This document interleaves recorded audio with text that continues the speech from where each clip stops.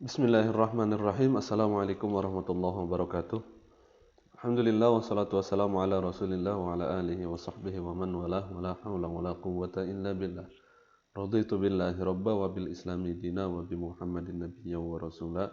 Rabbi shrah li sadri wa yassir li amri wa hlul 'uqdatam min lisani yafqahu qawli amma ba'd.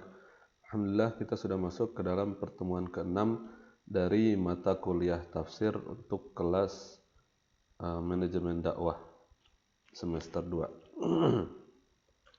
Kali ini kita akan membahas tentang ayat-ayat tentang tugas dan kewajiban berdakwah, yaitu pada surat Al-Maidah ayat 67 dengan surat Al-Anfal ayat 24 dan 25.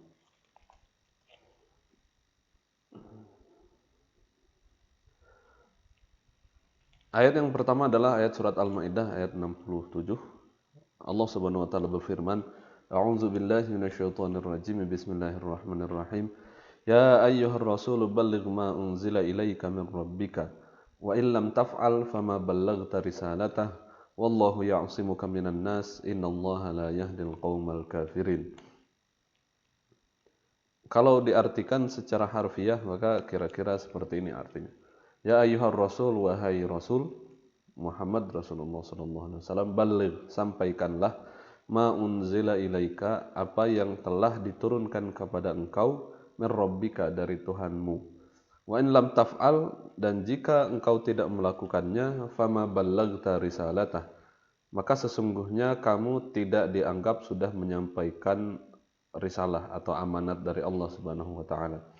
Wallahu ya'simuka minan nas, Allah Subhanahu wa taala menjaga kamu dari manusia. Innallaha la yahdil qaumal kafirin, sesungguhnya Allah Subhanahu wa taala tidak memberi hidayah kepada orang-orang kafir. Maka sekarang kita masuk ke dalam tafsir ayat tersebut. Ya ayyuhar rasul, wahai rasul. Kita lihat di sini Allah Subhanahu wa taala menggunakan kata rasul. Kalau kita bandingkan antara ayat-ayat yang ditujukan atau firman Allah yang disampaikan kepada Nabi Musa, kepada Nabi Adam, kepada Nabi Isa, kita dapat melihat ada perbedaan antara panggilan Allah Subhanahu wa taala terhadap Rasulullah sallallahu alaihi wasallam dengan panggilan Allah kepada nabi-nabi sebelumnya. Kalau nabi-nabi sebelumnya Allah menyebutnya langsung dengan namanya. Qulna ya Adam uskun anta, ya Adam uskun anta wa zaujukal jannah. Lalu kemudian ya Musa. Kalau kepada Nabi Isa langsung ya Isa. Tapi kepada Rasulullah sallallahu alaihi wasallam Allah Subhanahu wa taala tidak memanggil langsung dengan Muhammad. Ya Muhammad, enggak. Tapi Allah Subhanahu wa taala menggunakan kata ya ayyuhar rasul, ya ayyuhan nabi. Itu menunjukkan bahwasanya Allah Subhanahu wa taala meninggikan Rasulullah sallallahu alaihi wasallam dari nabi yang lain. Allah memberikan panggilan yang khusus kepada Rasulullah sallallahu alaihi wasallam, tidak seperti panggilan kepada nabi-nabi yang lain. Maka jika saja Allah Subhanahu wa taala melakukan hal itu kepada Rasulullah sallallahu alaihi wasallam, maka kita sebagai hambanya tidak usah dipersalahkan kalau misalkan kita memanggil Rasulullah SAW dengan menggunakan kata sayyidina. Karena sayyid itu adalah pemimpin artinya. Jadi nggak usah cuma karena menambahkan kata sayyiduna, sayyidina Rasulillah, Allahumma sholli ala sayyidina Muhammad, orang langsung dipermasalahkan. Nggak ada dalilnya kita memanggil Rasulullah SAW dengan sayyid. Tapi kalau kita lihat Allah Subhanahu wa taala saja Allah Subhanahu wa taala saja mengkhususkan panggilan kepada Rasulullah sallallahu alaihi wasallam, masa kita tidak melakukan hal yang sama? Masa kita masih memanggil Rasulullah sallallahu alaihi wasallam dengan namanya sama seperti kita manggil orang lain? Kan tidak. Ya ayyuhar rasul balligh, sampaikanlah ma unzila ilaika, apa yang diturunkan kepada engkau, dan janganlah engkau takut. Janganlah engkau takut, janganlah engkau menunggu, tapi apapun yang disampaikan kepada engkau, sampaikan kepada umatmu. Wa in lam taf'al, kalau kamu tidak melakukan itu, fama ballaghta risalatah, maka kamu dianggap tidak menyampaikan risalah. Karena risalah Islam itu satu paket. Jangan sampai, kata kira-kira mananya gitu. Jangan sampai kamu menyampaikan sebagian dan tidak menyampaikan sebagian yang lain. Dengan itu kamu tidak dianggap sudah menyampaikan. Jadi tidak lengkap. Kira-kira seperti ini. Kalau kita mendownload film, tinggal 99% lalu kemudian laptop mati, internet mati, film itu kan nggak bisa dipakai. Apalagi program. Kita download program dari internet sudah 99, lalu kemudian laptopnya mati, program itu nggak akan bisa dipakai karena tidak lengkap. Maka ayat ini kira-kira seperti itu.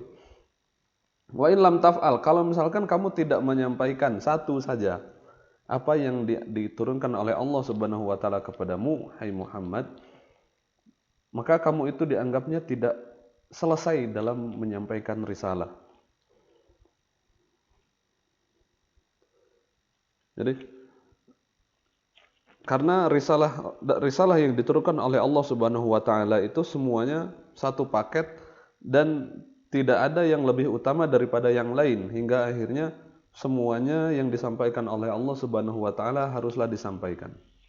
Maka dalam sebuah riwayat ketika haji wada, Rasulullah sallallahu alaihi wasallam bersabda, "Ayuhan nas, innakum mas'uluna anni." Hai manusia, kalian nanti akan ditanya tentang saya, kata Rasul. Famadza antum qailun, apa yang akan kalian katakan kepada Allah Subhanahu wa taala? Maka para sahabat ketika itu berkata, qalu nashhadu annaka qad ballaghta wa addaita wa nasahta. Kami bersaksi bahwasanya engkau sudah menyampaikan, ballaghta wa addaita, dan engkau sudah melaksanakan tugasmu, wa nasahta, dan engkau sudah memberikan nasihat kepada kami. Makanya ada dalam salawat, dalam pembukaan itu, ballaghtar risalah wa addaital amanah wa nasahtal ummah. Seperti itu. Nah, wallahu ya'simuka minan nas. Allah Subhanahu wa taala akan melindungi engkau dari gangguan manusia. Ayat ini, potongan ayat ini ada sabab nuzulnya. Sabab nuzulnya adalah ketika suatu hari Rasulullah SAW berada dalam peperangan, yaitu pada peperangan Bani Anmar. Nazala dzatar riqa bi'a'lan nakhl. Rasulullah SAW itu duduk dekat sumber air, istirahat. Jadi Rasul istirahat, kakinya itu dimasukkan ke dalam sumber air. Rasul istirahat, lalu kemudian ada orang musyrik yang datang. Namanya Al-Haris dari Bani Najjar. Dia berkata, la'aqtulanna Muhammadan, saya akan membunuh Muhammad, kata Haris. Faqala lahu ashabuhu, lalu kemudian teman-temannya bilang, kaifa taqtuluh, bagaimana kamu akan membunuh Rasulullah SAW? Bagaimana kamu akan membunuh Muhammad? Qala, kata dia, aqulu lahu a'tini sayfak, saya akan berkata kepada Muhammad, berikan saya pedang kamu. Fa idza a'tanihi qataltuhu bihi, kalau dia sudah memberikan pedang ke saya, maka saya akan bunuh dia. Qala, lalu kemudian periwayat berkata, fa atahu faqala ya Muhammad, dia lalu kemudian mendatangi Rasulullah SAW yang saat itu sedang duduk di bawah pohon. Orang itu berkata, hai Muhammad, a'tini sayfaka ushimuhu. Hai Muhammad, tunjukkan, saya lihat pedang kamu, bawa ke sini pedang kamu, saya lihat. Ai arahu. Fa'atahu iya. Lalu kemudian Rasulullah SAW tanpa ragu memberikan pedangnya. Ini silahkan, kamu lihat. Lalu kemudian fara'adat yaduhu hatta saqata as-sayf min yadihi. Lalu kemudian ternyata tiba-tiba Haris itu meskipun dia sudah memegang pedangnya Rasulullah SAW, tapi tangannya bergetar. Tangannya bergetar hingga kemudian pedang itu terlepas dari tangannya. Lalu kemudian Rasulullah SAW berkata, halallahu bainaka wa baina ma turid. Allah Subhanahu wa taala telah menghalangi engkau dari apa yang engkau inginkan. Dari ayat ini lalu kemudian setelah Rasul menyatakan itu, lalu kemudian Allah Subhanahu wa taala menurunkan ayat ini secara keseluruhan. Ya ayyuhar rasul balligh ma unzila ilaika min rabbika wa illam taf'al fama ballaghta risalatahu wallahu ya'simuka minan nas. Allah Subhanahu wa taala melindungi kamu dari gangguan manusia. Innallaha la yahdil qaumal fasiqin. Innallaha la yahdil qaumal kafirin. Wallahu ya'simuka, Allah Subhanahu wa taala melindungi. Jadi perlindungan di sini ada dalam bentuk pertama perlindungan kepada jasadnya Rasulullah SAW dan juga perlindungan kepada dakwah Rasulullah SAW. Jadi meskipun Rasulullah SAW itu melakukan peperangan, Rasul ikut perang Badar, Rasul ikut perang Uhud, perang Khandaq dan perang-perang yang lain.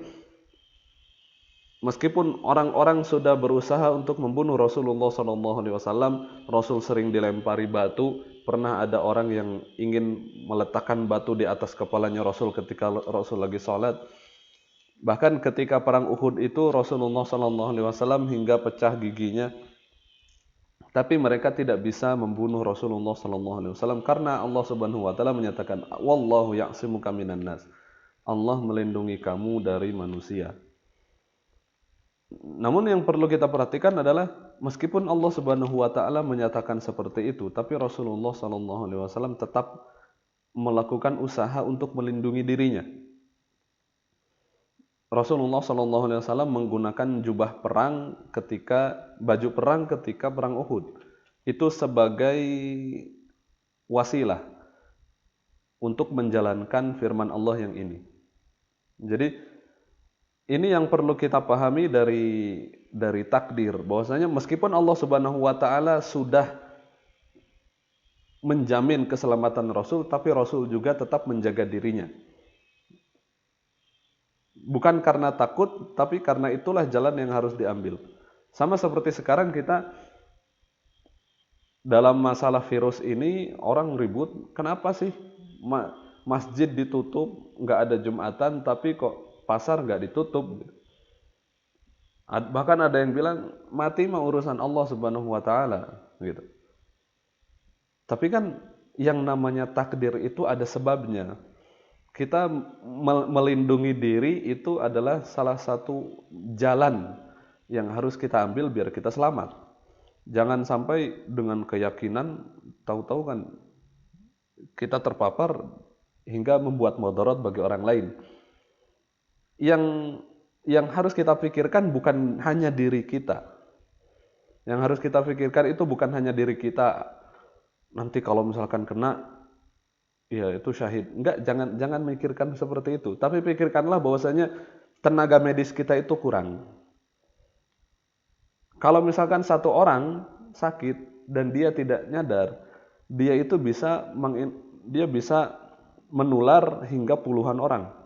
Kan ada cerita di Semarang orang yang berbohong masuk rumah sakit, dia berbohong kalau dia positif hingga akhirnya ada sekian puluh orang dokter yang terkena hingga akhirnya mereka positif, hingga akhirnya mereka harus diisolasi.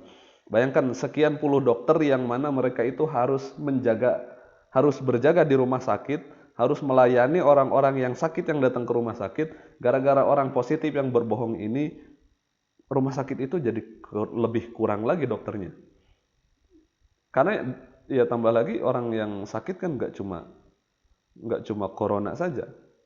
Rumah sakit dengan penyakit-penyakit yang lain yang diderita oleh orang-orang kan masih ada. Orang-orang yang butuh untuk datang ke rumah sakit kan masih ada. Cuma gara-gara orang yang bohong tadi, akhirnya masa rumah sakit akhirnya tidak beroperasi gara-gara dokternya pada nggak ada. Gara-gara dokternya pada positif semua. Itu jadi yang bisa kita ambil dari sini, meskipun Allah Subhanahu wa taala melindungi Rasul, tapi Rasul tetap melindungi dirinya. Maka kita menjaga diri kita dari paparan virus ini adalah jalan yang harus kita ambil untuk melaksanakan takdir kita. Kalau misalkan kita ditakdirkan oleh Allah Subhanahu wa taala untuk tidak terkena dan kita sudah mengambil jalan untuk melaksanakan itu, maka kita tidak akan terkena. Gitulah kira-kira. Enggak, al-akhdhu bil asbab, mengambil sebab atau melakukan suatu usaha itu adalah bentuk tawakal. Kalau kita meninggalkan usaha, maka itu salah satu bentuk kebodohan. Wallahu ya'simuka minan nas. Allah Subhanahu wa taala melindungi kamu dari manusia. Perlindungan Allah Subhanahu wa taala terhadap Rasulullah sallallahu alaihi wasallam ada dua bentuk. Yang pertama, melindungi jasad Rasul, diri Rasulullah sallallahu alaihi wasallam dari gangguan orang, dari serangan orang, hingga Rasul bisa menyampaikan risalah dari awal sampai akhir lengkap. Meskipun orang-orang sudah mencoba untuk membunuh Rasul, meskipun sebelum hijrah kita tahu orang-orang satu Arab mereka mengepung rumah Rasul, tapi Allah Subhanahu wa taala menyelamatkan Rasulullah sallallahu alaihi wasallam. Innallaha la yahdil qaumal kafirin. Sesungguhnya Allah Subhanahu wa taala tidak akan memberikan hidayah kepada orang-orang kafir. Lalu kemudian kita masuk ke dalam ayat yang kedua, yaitu ya ayyuhalladzina amanu stajibu lillahi walir rasuli idza da'akum lima yuhyikum wa'lamu annallaha yahulu bainal mar'i wa qalbihi wa annahu ilaihi tuhsyarun. Wattaqu fitnatan la tusibanna alladzina zalamu minkum khassah wa'lamu annallaha syadidul 'iqab. Ya ayyuhalladzina amanu, wahai orang-orang yang beriman, istajibu lillahi walir rasul, jawablah kepada Allah dan kepada Rasul idza da'akum, jika Rasulullah sallallahu alaihi wasallam memanggil kalian lima yuhyikum, kepada sesuatu hal yang akan menghidupkan kalian, memberikan kalian kehidupan. Wa'lamu, maka ketahuilah annallaha yahulu bainal mar'i wa qalbih. Sesungguhnya Allah Subhanahu wa taala menjadi menghalangi antara seseorang dengan hatinya. Wa annahu ilaihi tuhsyarun, dan ketahui juga bahwasanya sesungguhnya hanya kepada Allah lah dia akan dikembalikan. Kalian akan dikembalikan. Wattaqu, dan hati-hatilah, wattaqu, dan takutlah, fitnatan, kepada suatu cobaan, suatu azab, la tusibannal ladzina zalamu minkum, yang tidak hanya mengenai orang-orang yang zalim dari kalian saja, khosoh, secara khusus. Wa'lamu, dan ketahuilah annallaha, sesungguhnya Allah Subhanahu wa taala syadidul 'iqab, iqabnya sangat pedih, hukumannya sangat pedih. Kita masuk ke dalam tafsirnya, ya ayyuhalladzina amanu. Allah Subhanahu wa taala di sini memanggil umat Islam secara keseluruhan. Tidak hanya sahabat saja yang saat itu hadir dalam masa turunnya ayat ini, tapi juga kepada seluruh umat manusia dimanapun dia berada dan kapanpun dia berada. Ya ayyuhalladzina amanu, hai orang-orang yang beriman, istajibu, jawablah seruan dari Allah Subhanahu wa taala dan dari Rasulullah sallallahu alaihi wasallam. Idza da'akum di sini fa'ilnya adalah Rasulullah sallallahu alaihi wasallam, karena Rasulullah sallallahu alaihi wasallam yang memanggil. Idza da'akum, jika Rasulullah sallallahu alaihi wasallam memanggil kalian, lima yuhyikum, untuk suatu hal yang membuat kalian hidup.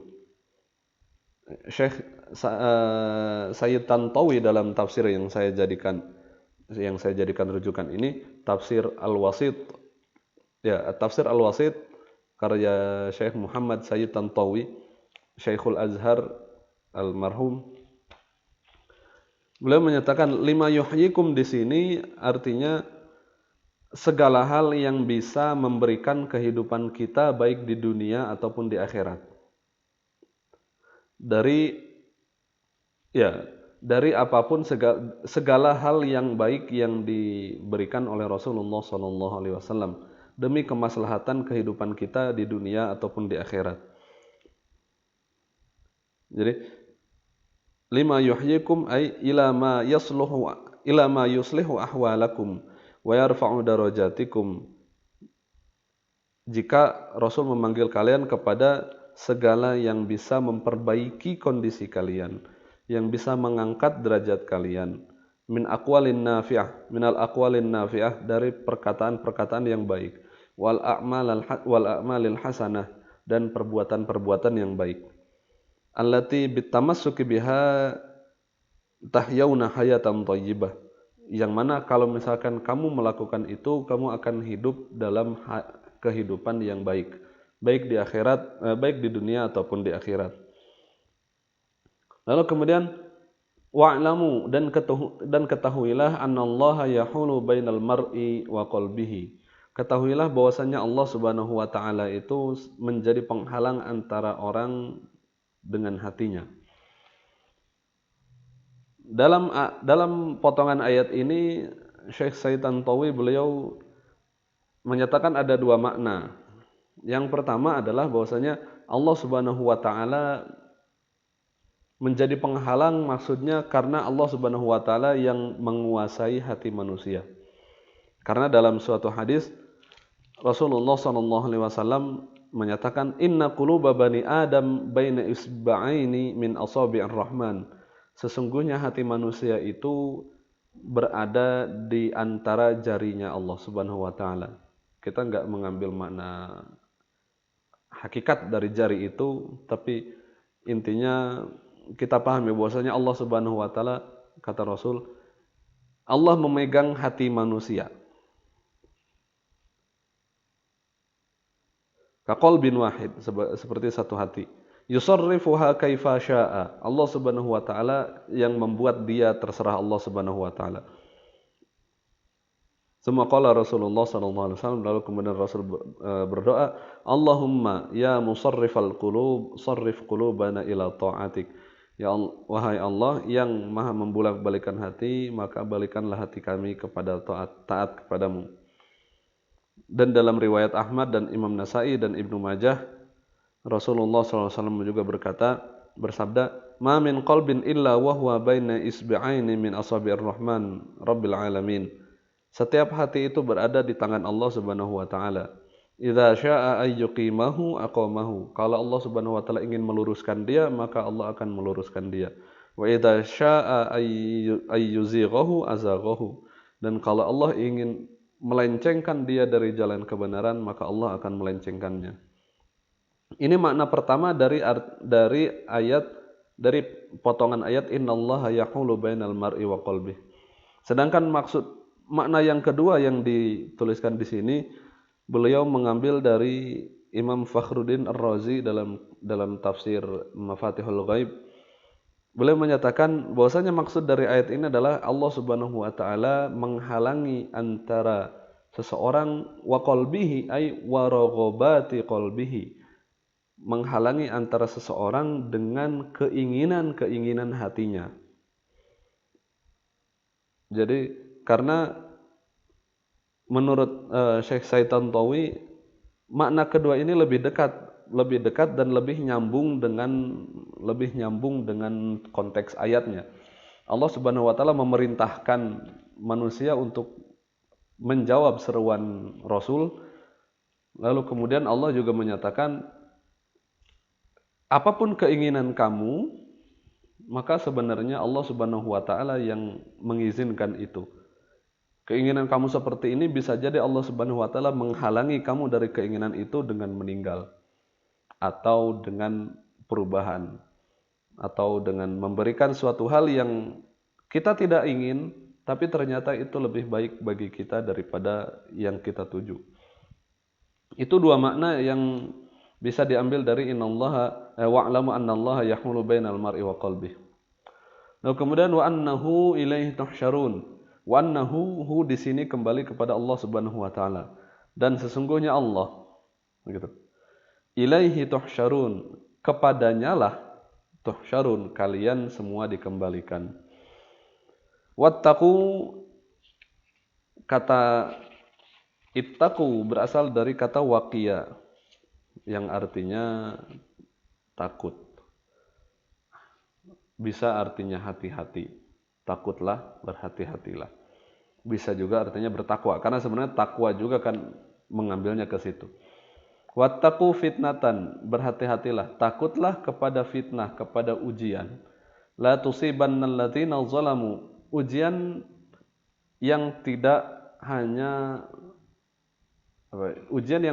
mengenai kepada orang yang zalim saja. Fitnah di sini, fitnah dalam Al-Qur'an itu memiliki makna yang banyak.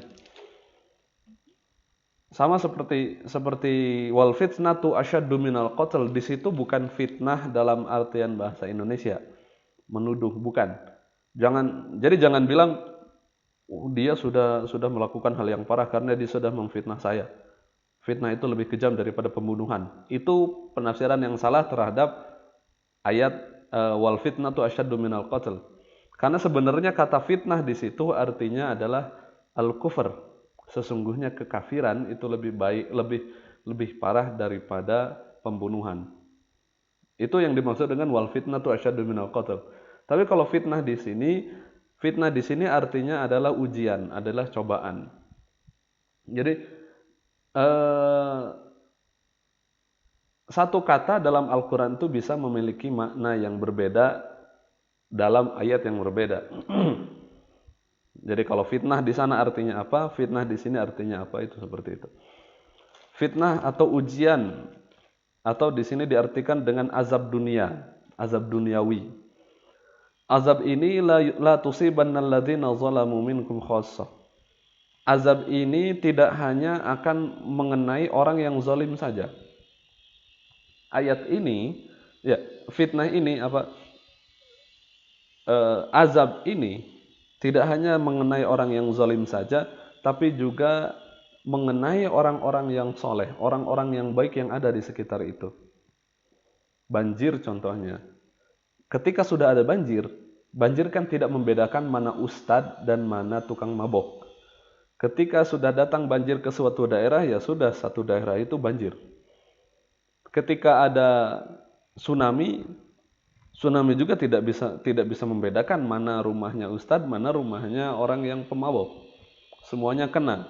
Kalau masjid ketika di Aceh itu memang itu suatu keajaiban, tapi kalau kita pikir secara logis, masjid itu kan bangunan yang kosong, blong. Jadi air itu langsung masuk dan tidak ada yang menghalangi air lewat. Yang ada cuma kaca, karena masjid kan blong, kosong. Beda dengan rumah, yang mana rumah itu di dalamnya ada sekat-sekat. Sekat-sekat inilah yang akhirnya ketika sekat itu tertabrak air, maka rumahnya hancur. Tapi kalau masjid lebih banyak hanya dinding luar, itu pun biasanya ada kaca besar dan juga tiang-tiang. Maka ketika air lewat, air itu tidak menghancurkan masjid. Tapi ayat ini menunjukkan kepada kita pentingnya nahi mungkar. Ayat ini menunjukkan pentingnya nahi mungkar karena jika telah ada kemungkaran dan orang yang mengerti agama di situ tidak melarang, tidak melakukan amar ma'ruf nahi mungkar, maka nanti Allah Subhanahu wa taala akan memberikan azab enggak cuma kepada orang pelaku dosa saja, tapi kepada orang yang tahu, yang mana dia itu diam.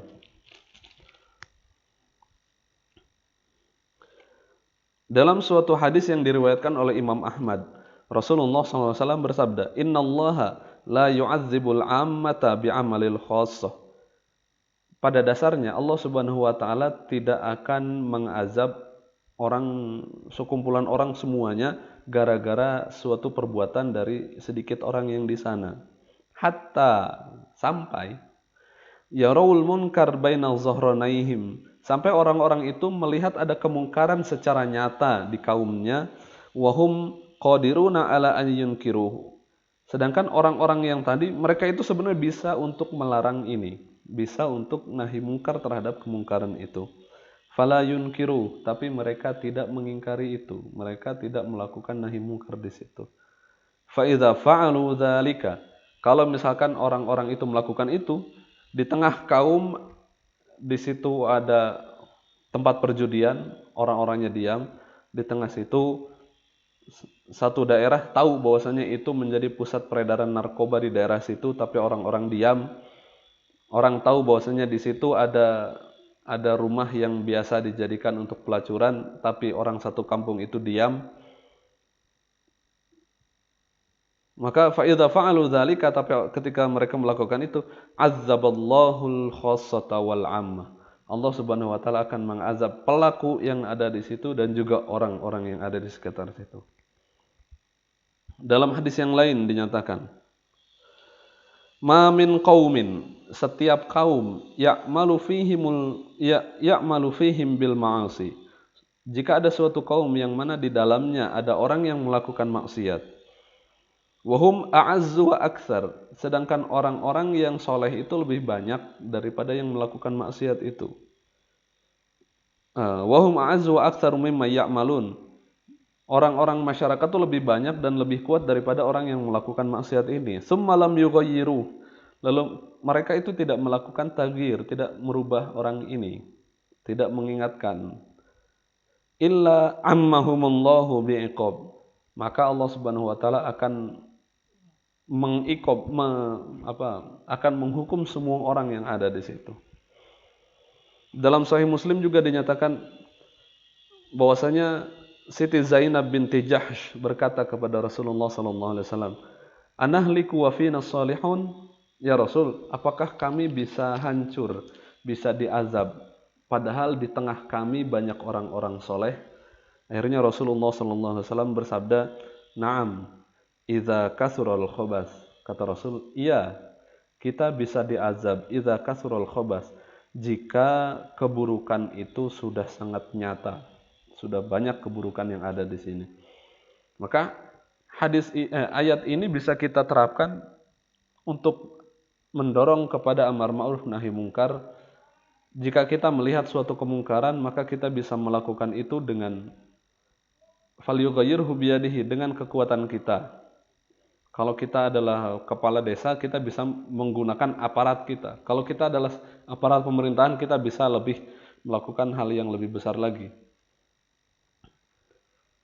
Fa in lam tastati fa bilisanihi. Kalau misalkan nggak bisa, maka kita bisa pakai lisan, kita bisa pakai tulisan.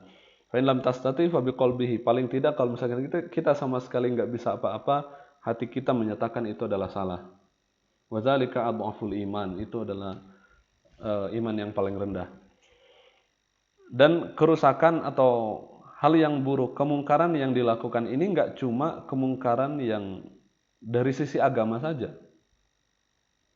Buang sampah sembarangan itu kan kemungkaran. Ketika orang sudah buang sampah sembarangan kan yang kena semuanya. Ketika sungai dibiarkan mengendap, dibiarkan semakin lama semakin deet itu. Semakin lama semakin dangkal sungainya dan tidak dikeruk, nanti kan yang kena banjir semuanya. Ketika ada orang menebang pohon sembarangan, itu kan harusnya ditindak. Jika ada perusahaan-perusahaan yang mereka menyalahi aturan, mereka pertambangan yang mereka membuka lahan lalu kemudian menghancurkan hutan, tapi kemudian tidak dirawat kembali, itu kan kemungkaran besar. Maka semacam itu. Lebih kasihan lagi adalah orang yang ada di sekitar situ. Mereka tidak bisa melakukan apa-apa, tanah mereka diambil, dan mereka hanya mendapatkan yang buruk saja. Tambah lagi kalau misalkan hujan dan kemudian ternyata mereka kena banjirnya. Mereka tidak dapat uang dari hasil buminya, tapi mereka hanya mendapatkan keburukan yang ada dari hasil bumi. Yang mendapatkan dosa itu adalah orang pejabat pemerintah. Pertama yang memberikan izin, yang kedua mereka yang tidak memberikan pengawasan, yang ketiga mereka tidak bisa melakukan penindakan. Orang membakar hutan, itu dosanya besar sekali. Karena dia tidak hanya memberikan dampak kepada dia sendiri, tapi kepada orang lain. Gitu. Wattaqu fitnatan la tusibanna alladziina zalamu minkum khassah. Wa'lamu, dan ketahuilah annallaha syadidul iqab, bahwasanya Allah Subhanahu wa taala hukumannya sangatlah pedih. Baik teman-teman, itu adalah materi untuk tafsir pertemuan ke-6 ini tentang ayat-ayat yang berkaitan dengan tugas dan kewajiban berdakwah. Yang pertama tadi kita sudah tahu bagaimana Allah Subhanahu wa taala memerintahkan Rasulullah sallallahu alaihi wasallam, dan ayat yang kedua kita tahu kewajiban berdakwah, kewajiban amar ma'ruf nahi munkar bagi kita. Jika kita tidak melakukan hal itu, maka Allah Subhanahu wa taala akan mengazab tidak hanya kepada orang zalim yang ada di sekitar kita, tapi kepada kita juga yang diam menyaksikan kezaliman itu. Baik, demikian yang bisa kami sampaikan. Semoga bermanfaat. Mohon maaf jika ada kekurangan. Wabillahi taufiq wal hidayah. Wassalamualaikum warahmatullahi wabarakatuh.